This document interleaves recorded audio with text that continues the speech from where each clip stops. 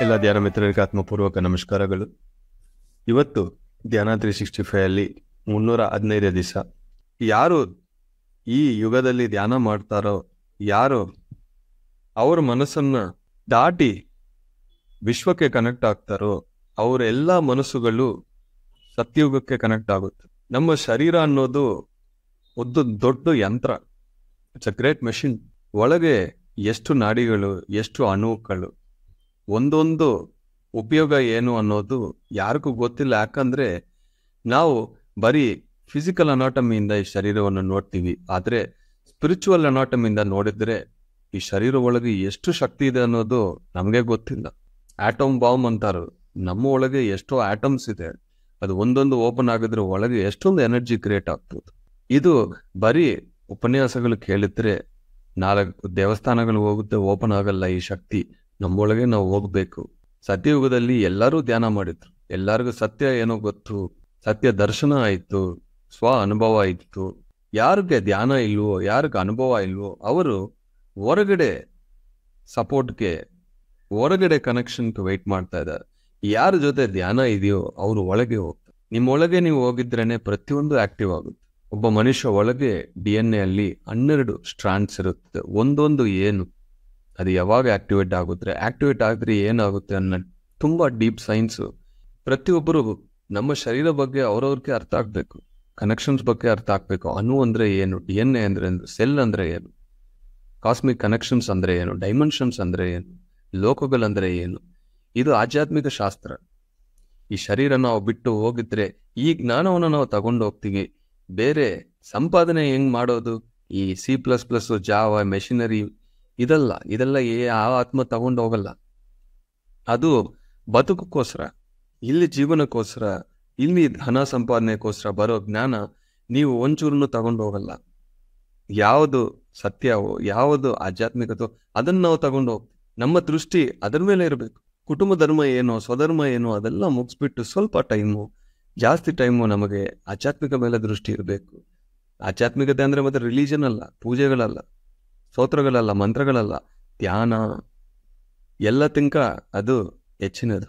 ಏನೇ ಇರಲಿ, ಒಂದು ಯಜ್ಞ ಇದೆ ಅಂದ್ರೆ ಅಲ್ಲಿ ಹೋಗ್ಬೇಕು, ಧ್ಯಾನ ಮಾಡ್ಬೇಕಂದ್ರೆ ಧ್ಯಾನಕ್ಕೆ ಫಸ್ಟ್ ಇಂಪಾರ್ಟೆನ್ಸ್ ಕೊಡಿ, ಬೇರೆ ಎಲ್ಲ ಸೆಕೆಂಡ್. ಒಂದು ಧ್ಯಾನ ಕಾರ್ಯಕ್ರಮ ಇದೆ, ಒಂದು ಧ್ಯಾನ ಪ್ರಾಕ್ಟೀಸ್ ಇದೆ ಅಂದ್ರೆ ಅದಕ್ಕೆ ಫಸ್ಟ್ ಇಂಪಾರ್ಟೆನ್ಸ್ ಕೊಡೋರು ಮಾಸ್ಟರ್ಸ್ ಆಗ್ತಾರೆ. ಎಲ್ಲ ಮುಗಿಸ್ಬಿಟ್ಟು ಟೈಮ್ ಇದ್ರೆ ಧ್ಯಾನ ಮಾಡೋರಿಗೆ ಅದು ಲಭ್ಯವಾಗಲ್ಲ, ಆ ಧ್ಯಾನ ಸಿದ್ಧಿ ಬರಲ್ಲ. ಮೈಂಡಲ್ಲಿ ನಮ್ಮೊಳಗೆ ಯಾವುದಕ್ಕೆ ನಾವು ಇಂಪಾರ್ಟೆನ್ಸ್ ಕೊಡ್ತಿರೋ ಫಸ್ಟ್ ಇಂಪಾರ್ಟೆನ್ಸ್. ನನ್ನ ಜೀವನದಲ್ಲಿ ಯಾವುದೇ ಇದ್ರೂ ಫಸ್ಟ್ ಇಂಪಾರ್ಟೆಂಟ್ ಮೆಡಿಟೇಷನ್ ಅಷ್ಟೇ. ಬೇರೆ ಏನೇ ಆಗಲಿ ವೆಯ್ಟ್ ಮಾಡಬೇಕು, ಬೇರೆ ಯಾರೇ ಆಗಲಿ ವೆಯ್ಟ್ ಮಾಡಿ. ಫಸ್ಟ್ ಅಂಡ್ ಫಾರ್ಮೋಸ್ಟ್ ಇಂಪಾರ್ಟೆಂಟ್ ನಾನು ಧ್ಯಾನಕ್ಕೆ ಕೊಡ್ತೀನಿ. ಆ ಧ್ಯಾನ ನನಗೆ ಏನೇನು ಬೇಕೋ ಎಲ್ಲ ಕೊಡುತ್ತದೆ. ನಿಮ್ಮ ದೃಷ್ಟಿ, ಫಸ್ಟ್ ದೃಷ್ಟಿ ಯಾವ್ದ ಮೇಲೆ ಇದೆ ಒಂದು ಕ್ಷಣ ಯೋಚನೆ ಮಾಡಿ. ಲೈಫಲ್ಲಿ ತುಂಬಾ ತುಂಬಾ ತುಂಬಾ ಮೋಸ್ಟ್ ಇಂಪಾರ್ಟೆಂಟ್ ನಿಮ್ಗೆ ಏನು ಅಂತ 1 ಸೆಕೆಂಡು ಕಣ್ಮುಚ್ಕೊಂಡು ನೀವೇ ನೋಡಿ. ನಿಮ್ಮ ಲೈಫಲ್ಲಿ ಯಾವ ವಿಷಯಕ್ಕೆ, ಯಾವ ಪ್ರದೇಶಕ್ಕೆ, ಯಾವ ಒಂದು ವ್ಯಕ್ತಿಗೆ ನೀವು ಯಾವುದಕ್ಕೆ ಹೈಯೆಸ್ಟ್ ಇಂಪಾರ್ಟೆನ್ಸ್ ನೀವು ಕೊಡ್ತಾ ಇದ್ದೀರಾ ಅನ್ನೋದು ಯೋಚನೆ ಮಾಡಿ ನೋಡಿ. ಅವಾಗ ಗೊತ್ತಾಗುತ್ತೆ ನಿಮ್ಗೆ. ನಾನು ಕಣ್ಮುಚ್ಚಿದ್ರು, ತೆಗಿದ್ರು, ಏನೇ ಮಾಡಿದ್ರು, ನನಗೆ ಎಂಥ ಪರಿಸ್ಥಿತಿ ಬಂದ್ರೂ ಫಸ್ಟ್, ಲಾಸ್ಟ್, ಮಿಡಲ್ ಇಂಪಾರ್ಟೆಂಟ್ ನಾನು ಕೊಡೋದು ಮೆಡಿಟೇಷನ್. ಆದ್ಮೇಲೆನೆ ಬೇರೆ ಏನಾದ್ರು. ಅದಕ್ಕೆ ಆ ಜ್ಞಾನ ಅನ್ನೋದು ನಮಗೆ ಬರುತ್ತೆ.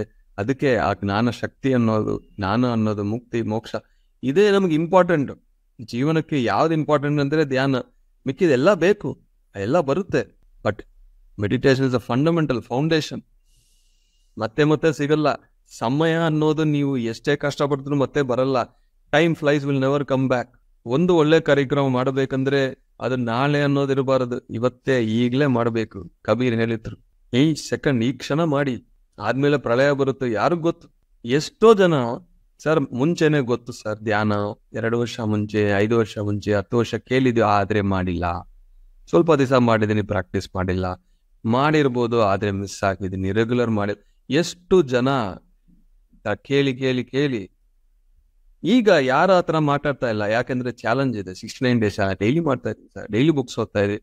ಎಷ್ಟು ಸಂತೋಷವಾಗಿದ್ದಾರೆ ಎಲ್ಲರೂ. ನನಗೆ ರಿಸಲ್ಟ್ಸ್ ಬೇಕು, ಪ್ರಾಕ್ಟಿಕಾಲಿಟಿ ಬೇಕು. ಪ್ರತಿಯೊಬ್ಬರು ಪ್ರತಿ ದಿವಸ ಮಾಡ್ಲೇಬೇಕು. ಅದಕ್ಕೆ ಎಂಕರೇಜ್ಮೆಂಟ್ ಬೇಕು, ಬೇರೆ ಏನು ಬೇಡ ನಮ್ಗೆ. ಸತ್ಯ ಎಲ್ಲರಿಗೂ ಗೊತ್ತು. ನಮ್ಮೆಲ್ಲರಿಗೆ ಏನು ಬೇಕಂದ್ರೆ ಒಂದು ಗ್ರೂಪ್ ಎನರ್ಜೀಸ್, ನಮ್ಮೆಲ್ಲರಿಗೆ ಏನು ಬೇಕು ಅಂದ್ರೆ ಒಂದು ಎಂಕರೇಜ್ಮೆಂಟ್ ಅಷ್ಟೇ. ಅದಿದ್ರೆ ಸಾಕು. ಒಬ್ರೊಬ್ಬರನ್ನ ಸಪೋರ್ಟ್ ಮಾಡ್ಕೋಬೇಕು. ಯಾಕೆಂದ್ರೆ ಪ್ರಕೃತಿನ ಅಷ್ಟೊಂದು ವಿನಾಶನ ಮಾಡಿದ್ದೀವಿ, ಎನರ್ಜಿ ಅಷ್ಟೊಂದು ನೆಗೆಟಿವ್ ಇದೆ. ಈ ಟೈಮಲ್ಲಿ ಗ್ರೂಪ್ ವರ್ಕ್ ಆಗುತ್ತದೆ. ಸತ್ಯಯುಗದಲ್ಲಿ ಗ್ರೂಪೇ ಬೇಡ. ಯಾಕೆಂದ್ರೆ ಪ್ರತಿಯೊಬ್ಬರಿಗೆ ಹೈಯರ್ ಎನರ್ಜಿ ಇರುತ್ತದೆ. ಪ್ರತಿಯೊಬ್ಬರಿಗೆ ಸತ್ಯ ಏನೋ ಗೊತ್ತು, ಅವ್ರವ್ರ ಸಾಧನೆ ಅವ್ರು ಮಾಡ್ಕೊಳ್ತಾರೆ. ಬಟ್ ಈಗ 1,000 ಜನ ಒಂದು ಪಾಸಿಟಿವ್ ಎನರ್ಜಿ ಒಂದೇ ಸಂಕಲ್ಪದಲ್ಲಿ ನಮ್ಮ ಕರ್ನಾಟಕ ಮಾಸ್ಟರ್ಸ್ ರೆಡಿ ಆಗಿದ್ರೆ ಮುಗ್ದೋಯ್ತು. ಆ 1,000 ಜನ ಒಂದು ಎನರ್ಜಿ ಇಡೀ ಸ್ಟೇಟ್ ಅನ್ನ ಚೇಂಜ್ ಮಾಡ್ಬಿಡುತ್ತದೆ. ಅದೇ ಒಂದೇ ನನ್ನ ಸಂಕಲ್ಪ, ಬೇರೆ ಯಾವುದೂ ಇಲ್ಲ. ಅದಕ್ಕೋಸ್ಕರನೇ ನಾನು ಕೆಲಸ ಮಾಡ್ತಾ ಇದ್ದೀನಿ. ಪ್ರತಿ ಕ್ಷಣ ನನ್ನೊಳಗೆ ಇದೊಂದೇ ಇದೆ. Thank you very much my dear masters.